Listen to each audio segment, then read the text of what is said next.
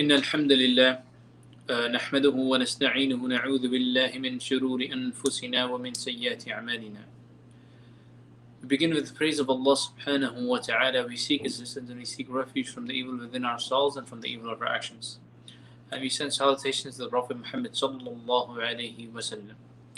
I was a little confused on what exactly to talk about because we had the day of Eid coming up.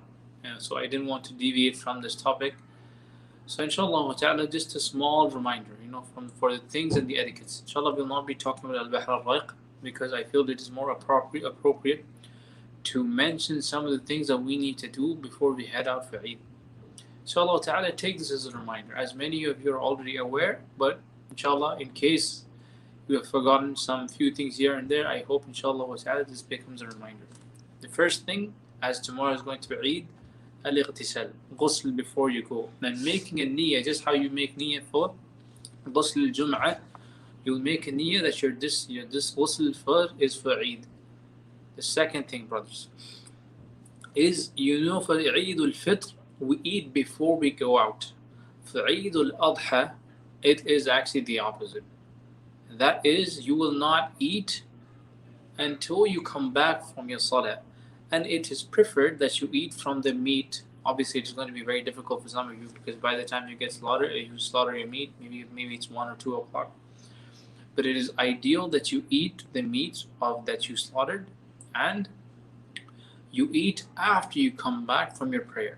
So this is something that is different from Eid al-Fitr. Okay, this is one of the things that I want to mention. And the other one also is that when you are taking a route, that you خالف الطريق. كان النبي صلى الله عليه وسلم خالف الطريق. When it is, let's say he takes a path to go to the masjid or to go to a park, depends on wherever you guys are praying, he would take a route, and on going back, he would take a different route. You may say, why? What is the difference? Because now, how do the scholars explain this? That because الأرض تحدث بما عمل من الخير والشر, that this land will speak of the good and the evil that you have done. So when you are displaying the sha'ir of Islam, okay, this land is going to speak about the good that you have done. And the other thing that is very, very important, actually I should have mentioned this before mentioning the way, is that as soon as you leave your house, brothers, start doing your takbirat. When you're in your car, Allahu Akbar, Allahu Akbar, Allahu Akbar, La ilaha illallah, Allahu Akbar, Allahu Akbar, walillahi alhamd. While you're in your car. And when you reach the masjid, busy your tongue in the takbirat of Allah subhanahu wa ta'ala. This is the day Allah subhanahu wa ta'ala has blessed us. He has blessed us in, if we have actually lived through these days of the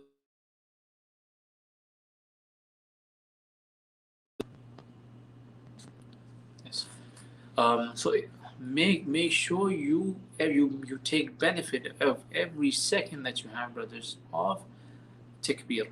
Now, what did the likes of Abdullah ibn Umar do? When the Imam would approach, then they would sakat, they would stay quiet. And فَإِذَا كَبَّرَ كَبَّرُوا.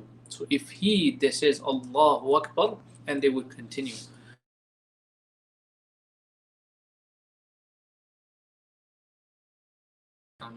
Subhanallah, I think it got disconnected. Ala kulli hal, it is from the etiquettes, brothers, to do takbir. Make sure you strive, brothers. Do not be lazy. This is a blessed day. Another thing is I want to mention is Allah subhanahu wa ta'ala mentions in the Quran, وَاذْكُرُوا اللَّهَ فِي أَيَّامٍ مَعْدُودَةٍ. Remember Allah subhanahu wa ta'ala in these appointed days, referring to the ayyam of tashriq. What is the ayyam of tashriq? The 3 days that we have after Salatul Eid. So make constant dhikr of Allah subhanahu wa ta'ala. Either it be recitation of the Quran or just saying Subhanallah, saying Alhamdulillah, Allahu Akbar. As the Prophet sallallahu alayhi wa sallam told us, في كل تمحيد صدقة وفي كل تكبير صدقة. So make sure, brothers, this sadaqah is the one that is keeping you, freeing yourself from, or keeping you away from the hellfire. It is pushing you further and further away from. So make sure you're filling your scales and increasing in your good deeds, and do not start the day of Eid with the day of disobedience to Allah subhanahu wa ta'ala. Because many people, they think this is the day that you go out and you do something and have fun. Yes, have fun. Congratulate one another. Be with your family.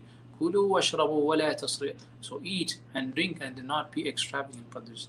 So thank Allah subhanahu wa ta'ala. Remember, and when you meet people, tahniya, congratulate one another. So what are the things that you can say? تَقَبَّلَ اللَّهُ مِنَّا وَمِنْكُمْ. This is something that the Salaf would say. And the other thing they would say is Eid Mubarak, obviously. The least that you should do is, if you don't wish someone, but if somebody wishes you, you should respond to him by saying, if he said taqabballah min, and you respond back by saying the same thing. You can say Ameen and you can say taqabballah min. So the least is to respond back, brothers. And the last thing that I want to mention is, why, remember this, Allah subhanahu wa ta'ala has blessed us. And when you are going to slaughter, and I'll end with this inshallah wa ta'ala, because I just want to make this a very short reminder, so that inshallah they can stay with you. When you are slaughtering, this is for the sake of Allah subhanahu wa ta'ala. It is not the blood that is reaching Allah subhanahu wa ta'ala, it is the taqwa of the qalb that is reaching Allah subhanahu wa ta'ala. So let's make the slaughter that we are going to do sincerely for the sake of Allah subhanahu wa ta'ala, and hoping for His reward, and hoping for His reward in this dunya and akhirah. اللهم آمين. سبحانك اللهم وبحمدك أشهد أن لا إله إلا أنت أستغفرك وأتوب إليك.